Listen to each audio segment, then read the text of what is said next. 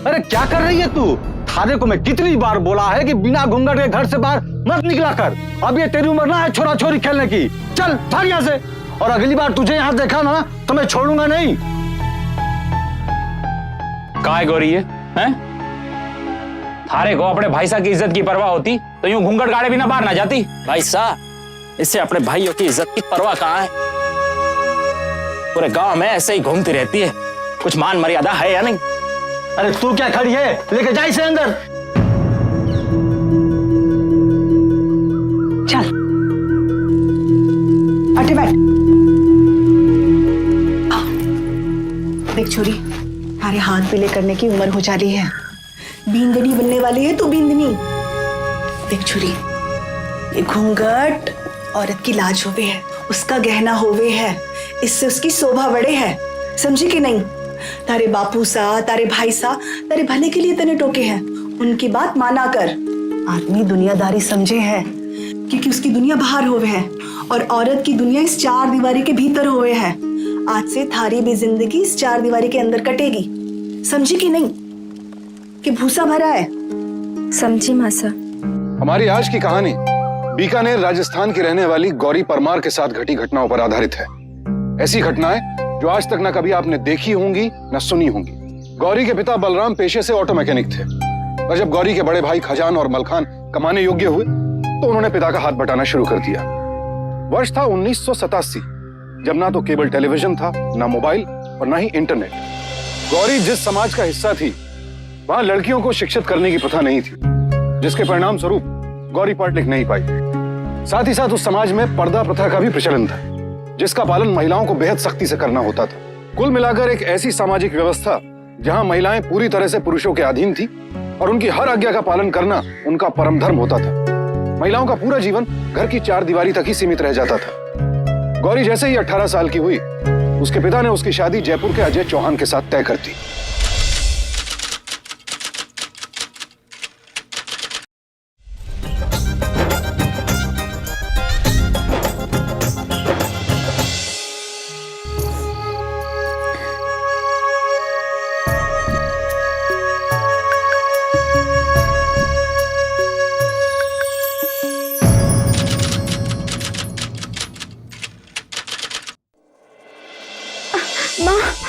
माँ, वो लोग आ गए क्या? बच्ची, पूरा परिवार सुबह से निकला है जयपुर से, बस आने को है, तो घबरा नहीं, थोड़ा सब्र रख छोरी, सब्र कर। अरे आइए आप लोग, खुशखबरी है, घर में लक्ष्मी आई है।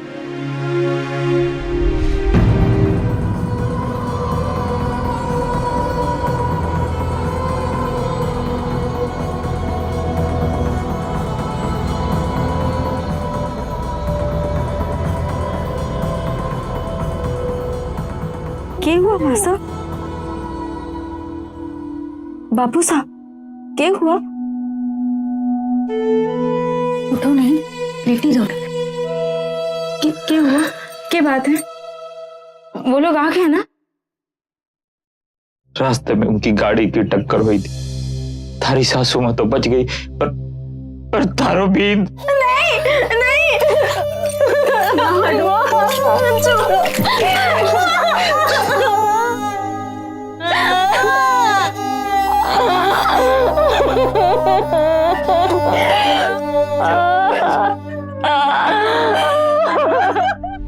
अरे क्या हाल चाल है छोरो? अच्छी खबर कौन ही बापू साहब? अरे क्या हुआ? सब कुछ खत्म हो गया बापू। भाई साहब, पानी लेकर आओ। भाई साहब क्या हुआ? माजी ने क्या कहा? गौरी, थारे लिए अच्छी खबर कौन?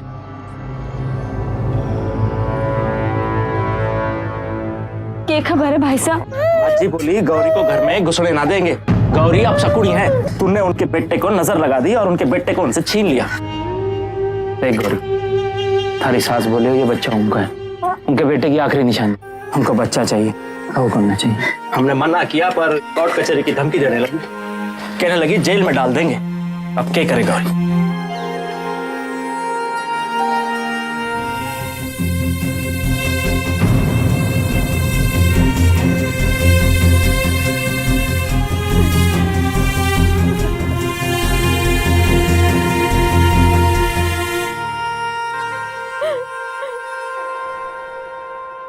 गौरी अभी अपने पति की मौत के सदमे से भी नहीं उबर पाई थी कि अब उसे अपनी बच्ची से बिछड़ना पड़ रहा था।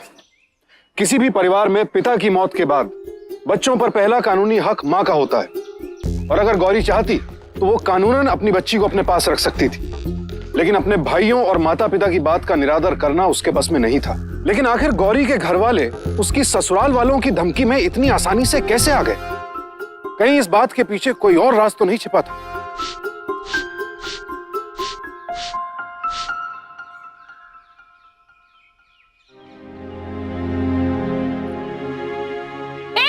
क्या कर रही है तू?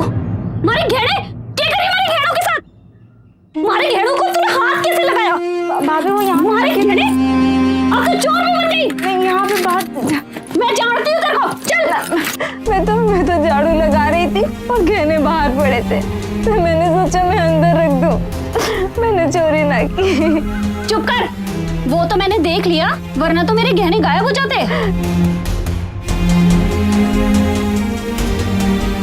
छोटी भाभी आप तो थी ना वहाँ पे, बताइए ना सबको मैंने चोरी ना की है, बोलो ना।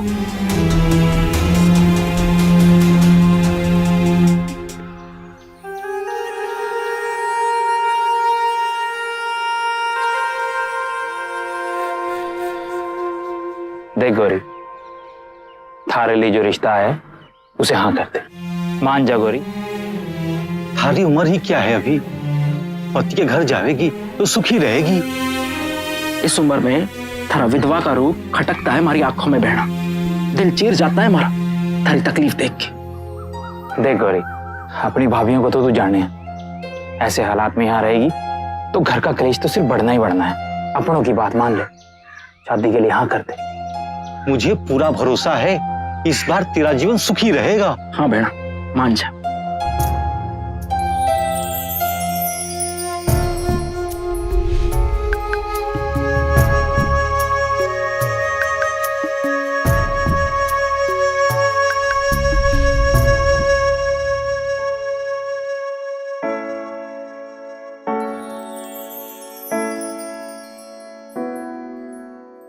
आप हमेशा इतना लंबा घूंघट निकालती हैं? जी। फिर तो आपको मुश्किल हो जाएगी इस शहर में। क्यों? क्यों? क्योंकि भाई बंबई शहर में आप एक अकेली लड़की होंगी जो घूंघट में दिखाई देगी। जब आपके साथ चलूंगी तो घूंघट नहीं निकालूंगी। अच्छा, लेकिन गौरी, मेरा ज्यादातर वक्त सफर में गुजर जाता है। महीने के बस 12-13 दिन ही मैं घर पे रहता हूँ, इसलिए तुम्हें अपनी ये जो घूंघट निकालने वाली आदत है ना, उसे बदलना पड़ेगा। अरे गौरी, अरे मासा देखो, अपनी गौरी आई है। अरे अच्छा अच्छा अच्छा, चल चल चल चल चल चल।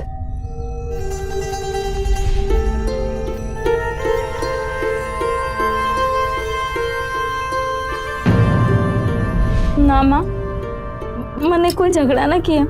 वो तो मैंने स्टेशन तक छोड़ने भी आए थे, ट्रेन में भी बैठाया। बोले 20 दिन बाद आके बीकानेर से ले जाएंगे। अरे भाई मुंबई गए हैं, आते ही होंगे, तू चिंता को नहीं कर, सब ठीक हो जाएगा।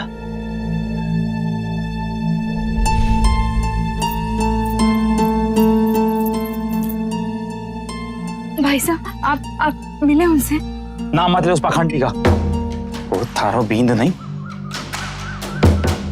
धोखा दे रहा वो थारे को। पहले से उसने दूसरी औरत ला के रखी हुई है और अब तीसरे ब्याह की तैयारी कर रहा है वो। के समझे वो अपने आप को, एक दिन देख लेंगे साले को। और अब देखो उसके पास जाने की जरूरत ना है, हम भाई अभी जिंदा है, तेरा ख्याल रख लेंगे। गलती मारे से होगी, पहली बार किसी आदमी को परखने में गलती होगी तेरे भाई साहब से। भाई साहब मैं निभा लूंगी। गौरी, इतना निर्लज समझा तूने अपने भाई साहब को, हैं? क्या अपनी इकलौती बहन को ऐसे के पास वापिस छोड़ आएंगे? देख, तू चिंता क्यों नहीं कर, तेरा एक और ब्याह होगा। क्या हुआ? भरोसा रख अपने भाई साहब में। क्या है? मैंने बता तो सही, क्या हुआ? मात्र 21 वर्ष की आयु में गौरी का घर दूसरी बार उजड़ने जा रहा था। उसके भाइयों ने मुंबई से लौटकर उसे बताया कि उसका पति पहले से शादीशुदा था और अब वो गौरी को त्याग कर एक और शादी करने जा रहा था। गौरी अपने दुर्भाग्य को अभी ठीक तरह से समझ भी नहीं पाई थी कि उसके पिता और भाइयों ने उसकी तीसरी शादी की तैयारी शुरू कर दी। और इस निर्णय में ना तो किसी ने गौरी से सलाह मशवरा किया, ना ही उसका कानूनन तलाक हुआ था। यह एक अपराध था। हिंदू मैरिज एक्ट के तहत एक जीवन साथी के जीवित होते हुए उससे तलाक लिए बगैर दूसरी शादी करना अवैध है, अपराध है। लेकिन गौरी के पिता और भाई कानून को ताक पर रखकर उसकी तीसरी शादी के लिए आतुर थे। क्या इस नए संबंध को लेकर भी गौरी को अंधेरे में रखा जा रहा था? देखा, उस साल में ही परमार परिवार ने बहुत तरक्की कर ली है। कुछ समय तो पहले बाप और बेटे सड़क के किनारे रिक्शा रिपेयर करते थे, आज देखो अपना गैरेज खोल लिया। और कितना पैसा देंगे इस आदमी को हम? इसकी तो अब नौकरी भी कोई नहीं। कैसा निर्लज आदमी है, अपनी बिंदी के लावे पीछे से जिंदगी चलाना चाहता है। आज हमारा धंधा के चल निकला, दुनिया मुफाड़े खड़ी हो गई। टकसाल खोल रखा है हमने कि जो भी लोग पैसा मांगते जाएंगे और हम देते जाएंगे। गौरी हमारी लाडली बहन जरूर से, लेकिन इसके तीसरे बिंद को और पीछा देने की हमारी औकात नहीं है। छोरी अगर घर में बैठती है तो बैठे रहने दो। हाँ कुछ इधर क्या खड़ी है? चल चल के खाना खा ले, कुलक्षणी कहीं की। गौरी के भाइयों ने उसकी तीसरी शादी को बचाने की भी कोई खास कोशिश नहीं की। दहेज लेना और देना दोनों अपराध हैं, और अगर गौरी के भाई चाहते तो उसके पति को डाउरी प्रोहिबिशन एक्ट के तहत अदालत ले जा सकते थे, या फिर बातचीत के जरिए मामले को निपटाने की कोशिश कर सकते थे। लेकिन उन्होंने दोनों विकल्पों को दरकिनार कर गौरी की चौथी शादी की तैयारी शुरू कर दी।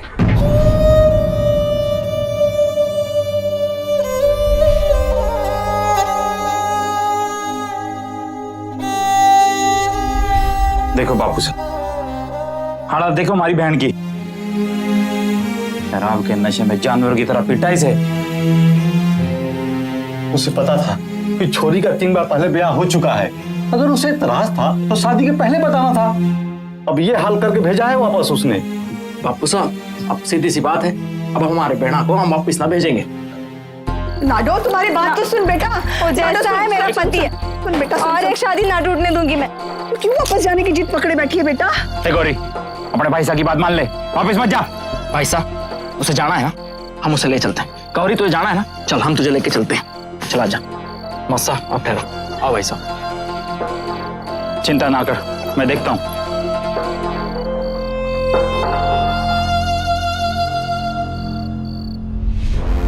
तेरी हिम्मत कैसे हुई यहाँ आने की? मैंने तेरे भाइयों से बोल दिया था तेरी शकल नहीं देखनी, और तू फिर यहाँ गई। चल कर जीजा सर, इसको नहीं कही, कुछ नहीं सीखना। बोला था ना मैंने तारे को, तो अपनी बात नहीं मानी। चल अजीजा से जा रहे। गौरी अभी 24 साल की भी नहीं हुई थी और उसकी चौथी शादी टूटने वाली थी। वो समझ नहीं पा रही थी कि दोष दे तो किसे, अपने हालात को, किस्मत को, या फिर अपने पतियों को। उसे शादी लफ्ज से नफरत हो चुकी थी, लेकिन फिर भी वो बेसहारा थी। अगर वो अपने भाइयों के घर रहती तो उसे अपनी भाभियों का अपमान झेलना पड़ता, उसका तिरस्कार किया जाता, उसे परिवार पर बोझ समझा जाता। और अगर शादी करती तो इस बार ना जाने किस नए नर्क से गुजरना पड़ता। उसके परिवार वाले अच्छी तरह से उसकी मनस्थिति को समझते थे, इसके बावजूद उन्होंने उस पर फिर से शादी करने का दबाव डाला, और ना चाहते हुए भी गौरी को उनके सामने झुकना पड़ा। आइए आइए। आइए, मैं अभी गौरी को लेकर के आता हूं।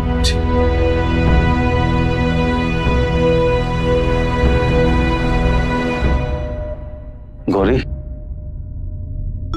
बेटा, मैं नहीं चाहता कि तुम्हारे जीवन में बार बार कोई दिक्कत हो। तू जाकर के अपने बारे में ना पूरा साफ साफ बता दे।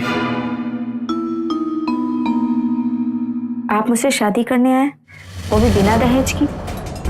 क्या आपको मेरे भाई साहब ने बताया नहीं कि पहले भी मेरी 4 शादियां हो चुकी हैं? हाँ, पता है मुझे, तुम्हारे भाइयों ने सब बता दिया मुझे। और आप फिर भी मान गए? मेरी भी एक शादी हो चुकी है। 5 साल पहले पत्नी का स्वर्गवास हो गया।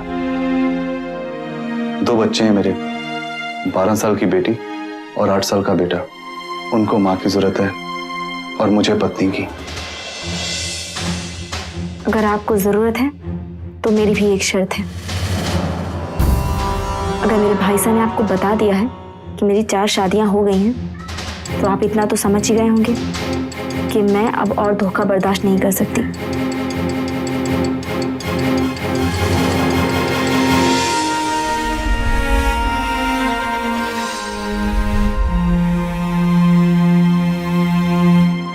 गौरी का अपने दूसरे, तीसरे और चौथे पति से तलाक नहीं हुआ था, ये बात हेमंत को नहीं बताई गई और अपनी नेक नियति में उसने गौरी की पिछली 4 शादियों की सच्चाई जानने की कोई कोशिश भी नहीं की। उस बेचारे को इस बात का अंदेशा तक नहीं था कि उसकी और गौरी की शादी अमान्य है। बिरादरी में लोग तरह तरह की बातें कर रहे हैं। 4 बार शादी कोई लड़की को कोई घर ले आता है? लोग कहते हैं तूने शादी नहीं की, समाज सेवा की है। अब हंस मत, लोगों के ताने तो मुझे ही सुनने पड़ते हैं ना। अरे माँ, सबकी अपनी सोच होती है, मेरी अपनी है।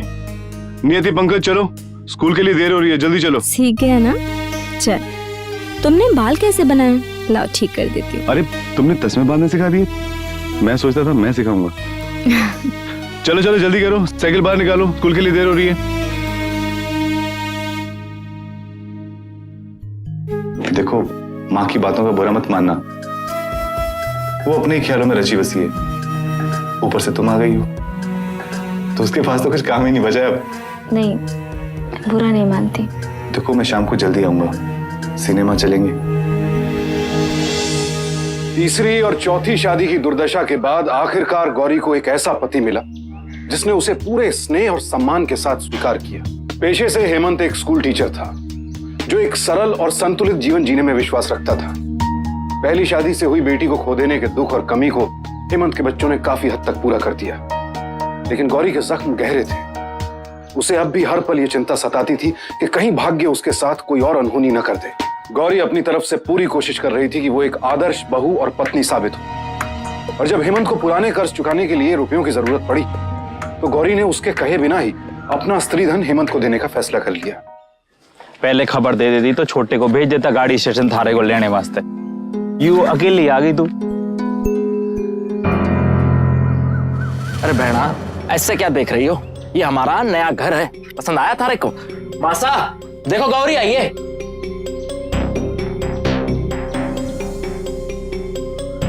अरे गौरी बेटा, तू? खुश रह बेटा। कैसी है? सब ठीक तो है? क्या बात, बहुत घबराई हुई सी है। हाँ बाबू साहब, हमारे को थोड़ी जल्दी है। हमारे को हमारे गहने चाहिए, जरूरत आन पड़ी है। इन्होंने कुछ पुराना कर्जा लिया था, वही चुकाना है। और हम सोच रहे थे कि हम नया घर भी ले लें। और मासा तो जाने हैं, हमारे को सजने संवरने का शौक तो है ना, तो मैंने सोचा कि गहने हमारे काम आ जाएंगे। अब गहने वगैरह के बारे में ना अपने भाई लोगों से ही बात कर ले, ठीक है? तू थोड़ा आराम कर ले। अब चाय चाय बना गौरी के लिए। चल गौरी, अंदर चल। चलो।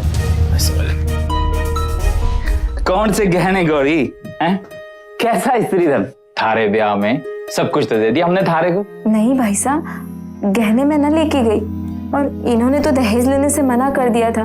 तुम्हारे सारे गहने यही हैं। बहना, थारे से गलती हो रही है। तू अपने साथ अपने सारे गहने लेकर गई थी ना भाई साहब, हमारे को याद है कि हमारे गहने। जी, हमारे हार को ऐसे क्यों बोल रही है रे तुम? ये तो हमारा हार है। थारा हार? इसका मतलब हमारे को तो चोर बोली? चोर बोली तुम्हारे को? ना भाभी साहब, बढ़िया ही हार को अपना बोलने वाली। अरे कैसा स्त्रीधन और कौन सा स्त्रीधन? एक तो थारे को पाल पोस के इतना बड़ा किया, थारे रोटी और कपड़े का खर्चा उठाया, आसरा दिया, और उसका जे सिला दे तू। ए, तू चुप कर, चुप कर, चल चल अंदर चल। जी मैं गौरी को भी बता देता हूँ। जी क्या हुआ? तुम्हारी माँ की तबीयत खराब है, माँ की तबीयत? तुम्हें घर जाना होगा। चलो तुम्हें बस स्टैंड तक छोड़ दूंगा। जब से तुम्हारे भाइयों ने नया घर लिया, लहजा बदल गया उनका। और वो स्त्रीधन ना देने वाली बात, वो तो अभी तक हजम नहीं हुई मुझे। पता नहीं क्यों गौरी, तुम्हारे भाइयों पर से भरोसा उठ गया मेरा। अरे माँ जी देखिए, गौरी आई है।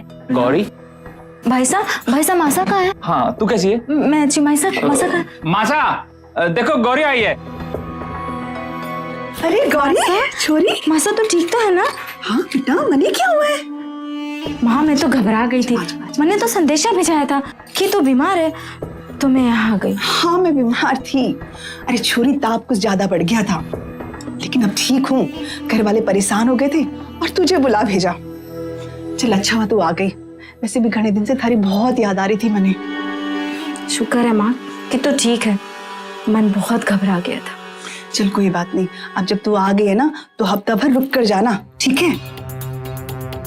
ठीक है माँ, पर मैंने ना संदेशा भिजवाना है पहले। हाँ तू चिंता ना कर, देख तू सफर से आई है ना, थक गई होगी, तू आराम कर ले थोड़ा। मैं अभी बींदनी को बोल के तेरे घर पे फोन करवा देती हूँ, ठीक है? चल बींदनी, अरे ओ बींदनी, जब गौरी के ससुराल में जाके फोन कर दे।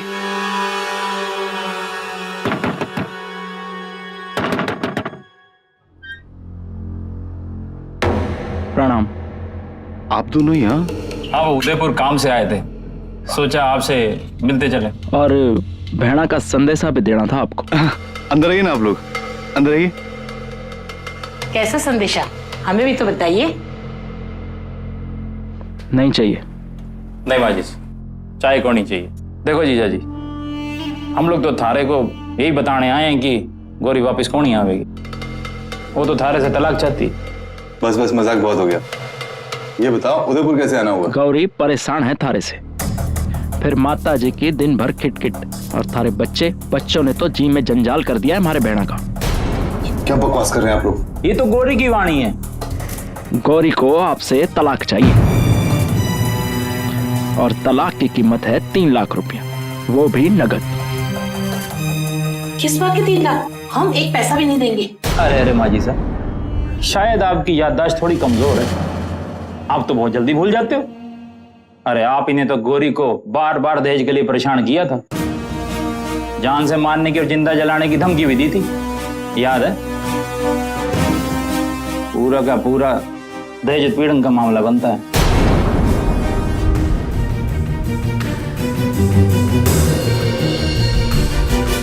भाई साहब, क्या खबर है भाई साहब? भाभी ने कितनी बार फोन लगाया, फोन न लगा। वो गौरी। भाई साहब, अरे कुछ बता तो। वो तारे लिए अच्छी खबर कौन नहीं। हेमंत जी जैसा ने ये थारे लिए चिट्ठी भेजी है। भाई साहब, मैंने तो पढ़ना ना आवे, क्या लिखे हो? क्या लिखा है भाई साहब? गौरी, हेमंत साहब ने बोला है कि गौरी को वापस नहीं भेजना, वो थारे साथ नहीं रहना चाहता अब। क्या बोले हो भाई साहब? हेमंत थारे से तलाक चाहता है। उसने इस चिट्ठी में लिखा है कि उसे उम्मीद थी कि तू अपने भाइयों से पैसा लेकर आएगी, पर उसकी उम्मीद पूरी ना हुई, इसलिए वो तेरे से कोई रिश्ता न रखना चाहता है। झूठ बोले हो भाई साहब, तुम दोनों झूठ बोले हो। मैंने विश्वास है वो मैंने छोड़ ना सके, वो मैंने छोड़ ना सके। मैं ना मानू भाई साहब, वो मैंने छोड़ ना सके। आप दोनों झूठ बोले हो, मैंने पता है वो मैंने ना छोड़ेंगे, वो मैंने नहीं छोड़ सकते। गौरी, काय झूठ बोलेंगे हम?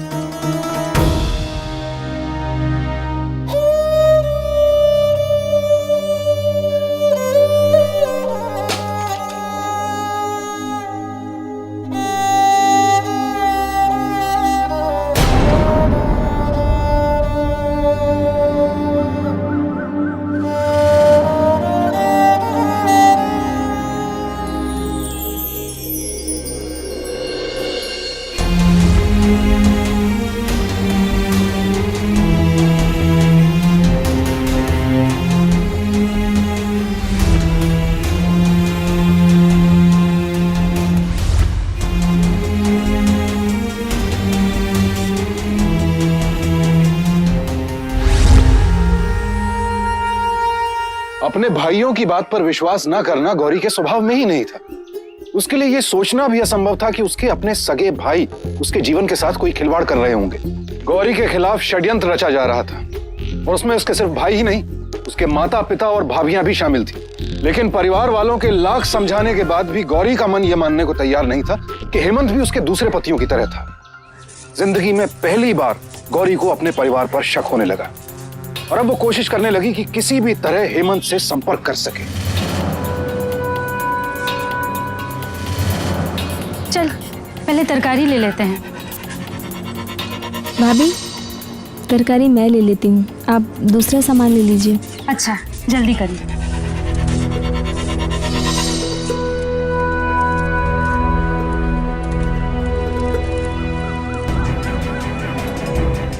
ये नंबर मिला दीजिए।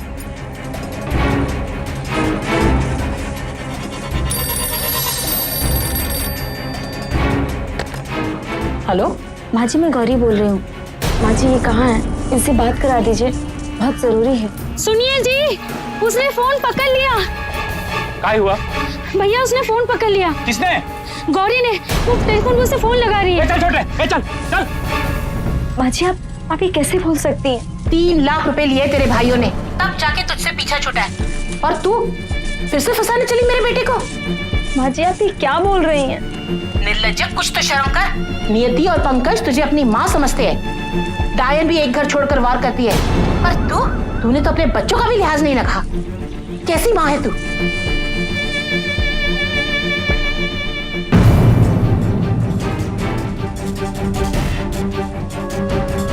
कटे यही तो थी।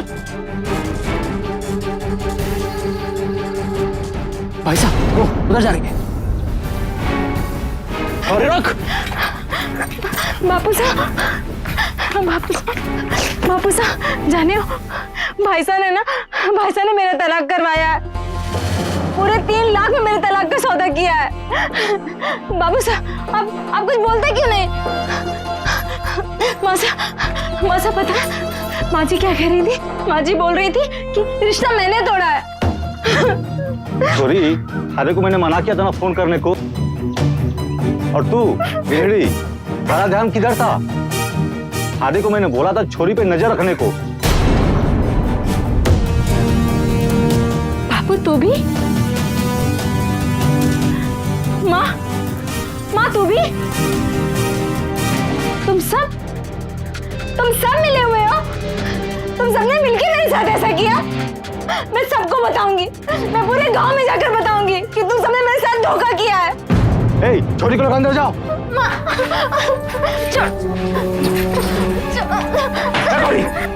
छोड़ो मुझे, मैं जाऊंगी। छोड़ो गौरी, छोड़ो मुझे।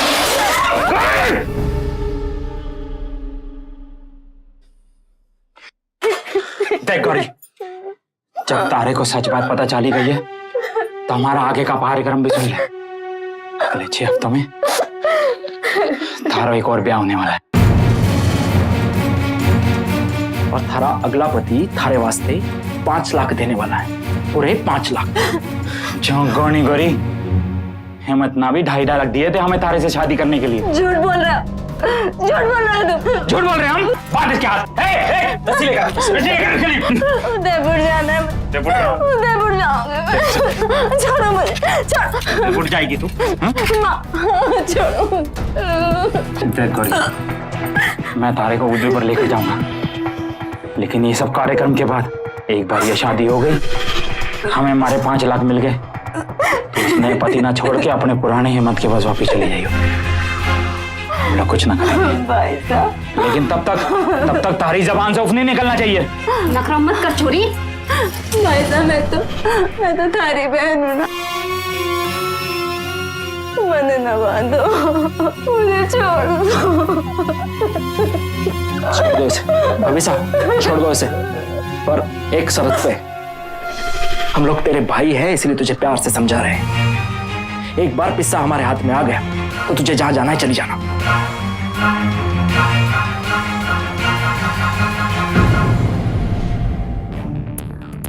ए छोरी, कहाँ जा रही है? भाई साहब, पानी लेने जा रही थी। पी ले।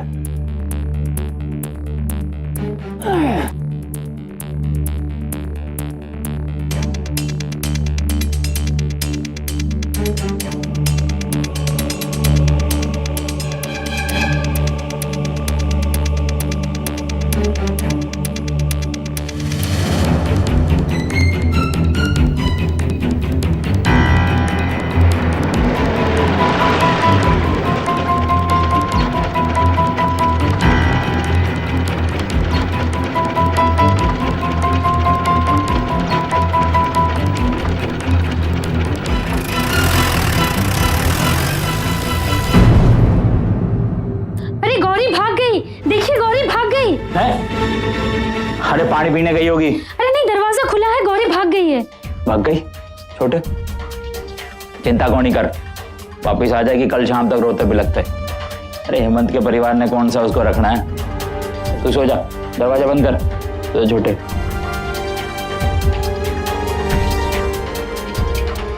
चल चल यहाँ से।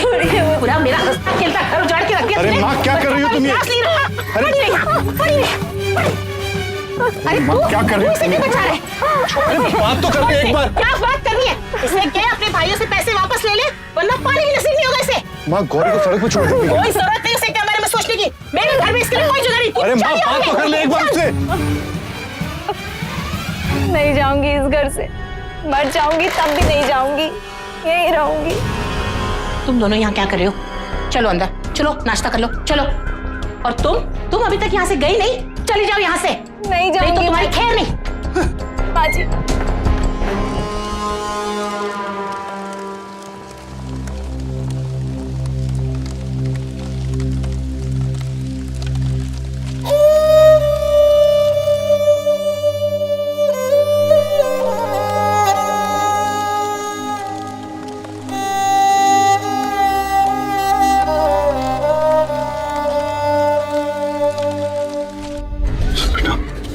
अम्मा को चाहिए क्या?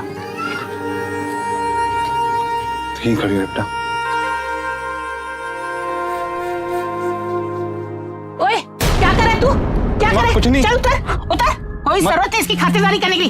उतर यहाँ से, उतर। माँ, चल। चाय पी और लेगी। तू इन्हें रोकता नहीं है सब करने से? तू भी चल अंदर। खबरदार जो इसकी कोई खातिरदारी की है, कोई रंग करने की जरूरत नहीं इसमें। चल अंदर, माँ, चलो कुछ सबके नहीं सब। खाया। सबके सब अंदर चलो, चलो। नहीं खाया तो कोई बात नहीं, तुझे परवाह करने की कोई जरूरत नहीं। बेटा खाना खा ले बेटा।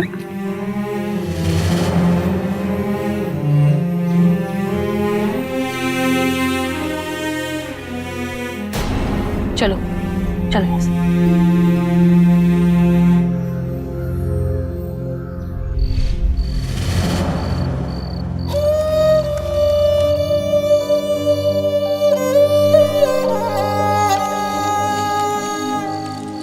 माँ, अगर गौरी दोषी होती तो वो यहाँ इतनी देर नहीं रुकती, वो बीकानेर चली जाती। फैसला आपका है माँ, आप जैसा कहेंगी मैं वैसा कर लूंगा।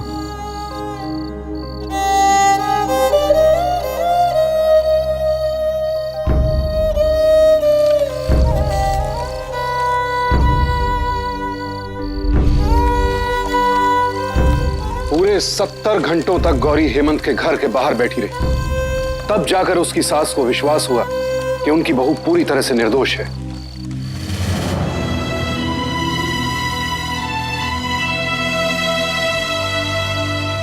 खाना खाना।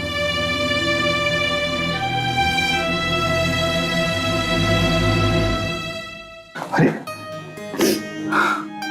सब ठीक हो जाएगा। गौरी को अपने पति और सास की स्वीकृति तो मिल गई, लेकिन उसकी मानसिक स्थिति अब भी डामाडोल थी।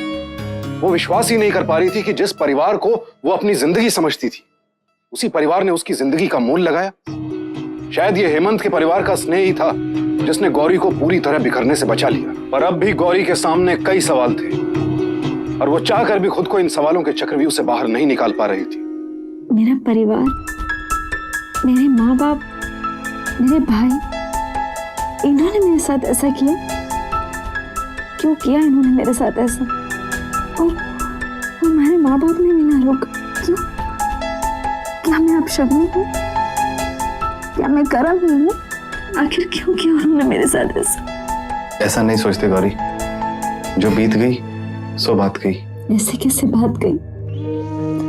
हमारे परिवार ने मेरे साथ ऐसा किया, सुनवाई तो मुझे चाहिए। एक शंका तो मेरे मन में बार बार उठती है, जो मुझे रात रात भर सोने नहीं देती। जब तेरे भाइयों ने तेरी 5वीं शादी में ऐसा किया, तो उससे पहले 4 शादियों में क्या क्या नहीं छल कपट किए होंगे।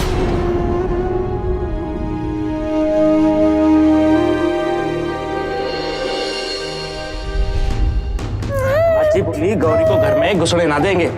गौरी अब शकुनी है। देख गौरी, थारी सास बोले हो ये बच्चा उनका है, उनके बेटे की आखिरी निशानी। हमको बच्चा चाहिए।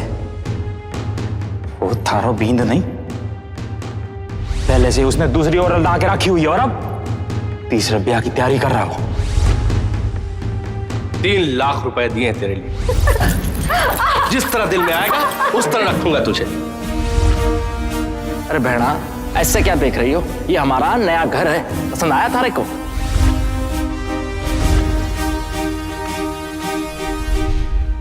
मुझे सच जानना होगा। आप दोनों अपनी जगह पे सही है। मैं उनके खिलाफ एफआईआर दर्ज कर देता हूँ, लेकिन कोर्ट में आपके भाई बहुत आसानी से छूट जाएंगे। पर इंस्पेक्टर साहब, मैंने खुद अपने हाथों से 3 लाख रुपए दिए थे उन्हें। 3 लाख रुपए? आपके पास उसकी कोई रसीद है? कोर्ट में आपके माँ बाप, आपकी भाभियां आपके भाई के समर्थन में ही गवाही देंगी। तो क्या हम बिना लड़े ही हार मान लें? मैंने ऐसे कब कहा? बल्कि आप अपना केस बनाइए। आपके भाइयों ने आपके दूसरे पतियों को भी धोखा दिया है, उनसे कुछ रुपए ऐंठे हैं, उनके खिलाफ गलत केस बनाने की धमकियां भी दी है। आप जितने लोगों को अपने साथ जोड़ पाएंगी उतना ही आपका केस स्ट्रांग होता जाएगा। जो गौरी चंद महीनों पहले तक बिना घूंघट के किसी गैर मर्द के सामने भी नहीं आती थी, आज उसने इंसाफ की लड़ाई के लिए शहर दर शहर जाने का फैसला किया और उसकी इस लड़ाई में उसके साथ कदम से कदम मिलाकर चलने वाला उसका हमसफर बना उसका पति हेमंत।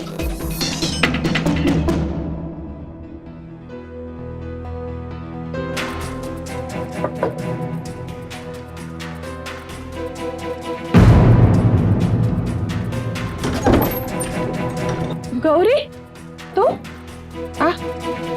अंदर आ।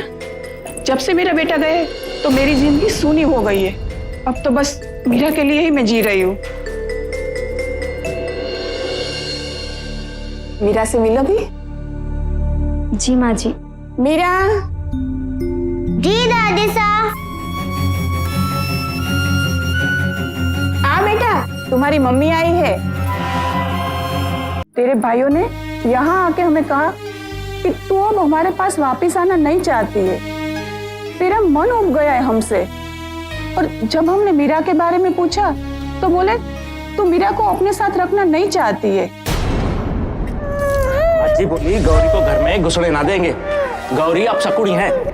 और बोले वो हमें मीरा को दे देंगे और इसके लिए हमें 6 लाख रुपए तेरे भाई को देने पड़ेंगे।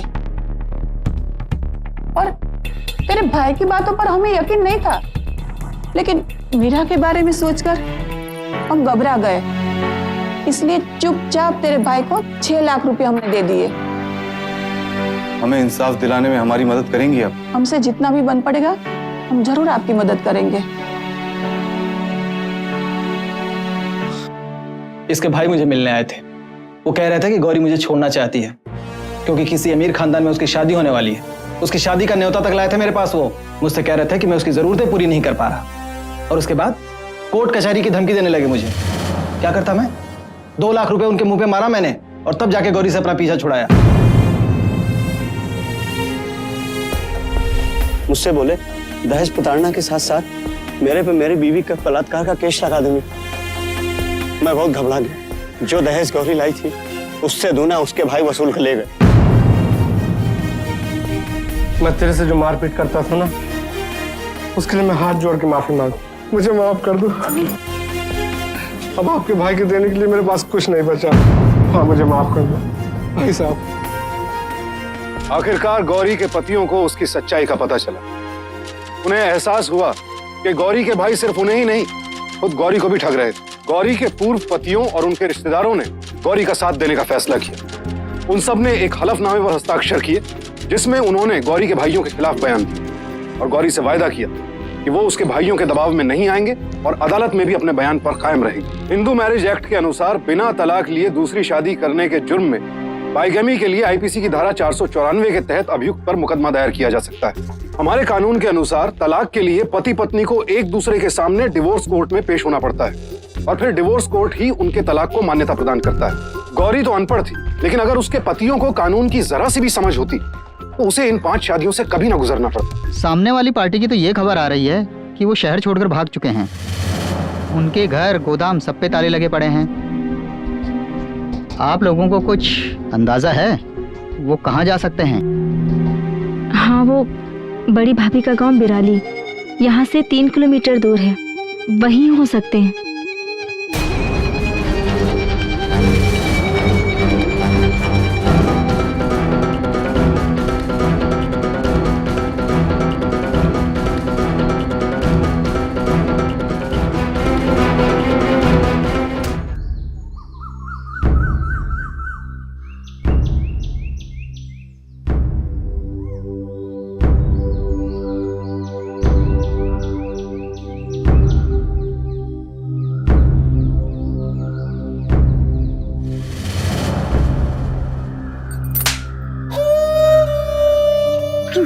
साथ ऐसा? क्यों किया मेरे साथ ऐसा? आपने क्यों किया मेरे साथ ऐसा? हमें माफ कर दे गौरी। जो कुछ भी किया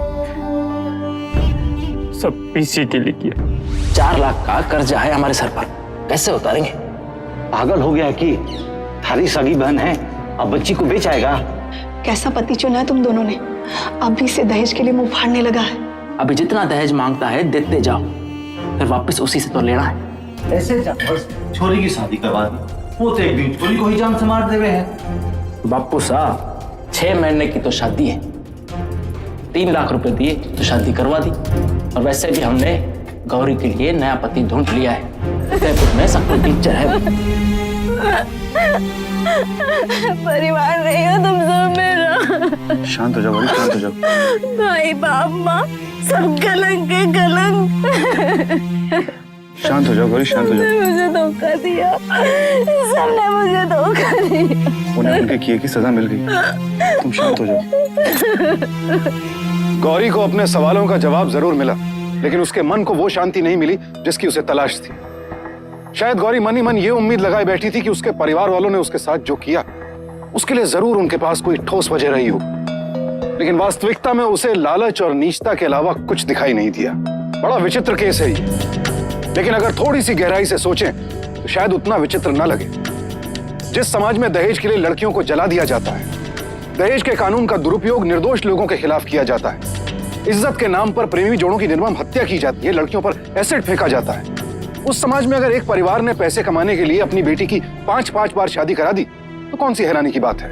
हमारे कानून में यह साफ साफ निर्देश दिया गया है कि हर शादी का पंजीकरण यानी कि रजिस्ट्रेशन अनिवार्य है, और अगर आप तलाक चाहते हैं तो उसके लिए भी आपको एक निर्धारित कानूनी प्रक्रिया से गुजरना होगा। अगर आपकी शादी कानूनन वैध नहीं है तो आपको विवाह के द्वारा मिलने वाले सारे कानूनी अधिकार अमान्य हो जाते हैं। गौरी की दुर्दशा का कारण सिर्फ उसके भाई और पिता नहीं थे, उसका अशिक्षित होना, एक पर्दे के पीछे अपनी पूरी जिंदगी बिताना, ये भी बहुत बड़ी वजह थे। और जब तक समाज में ऐसी कुरीतियां रहेंगी तब तक गौरी जैसी लड़कियों का शोषण होता रहेगा। अब मुझे सुशांत सिंह को इजाजत दीजिए, कल आपसे फिर मुलाकात होगी एक और सत्य घटना के साथ। सावधान इंडिया, इंडिया फाइट्स बैक।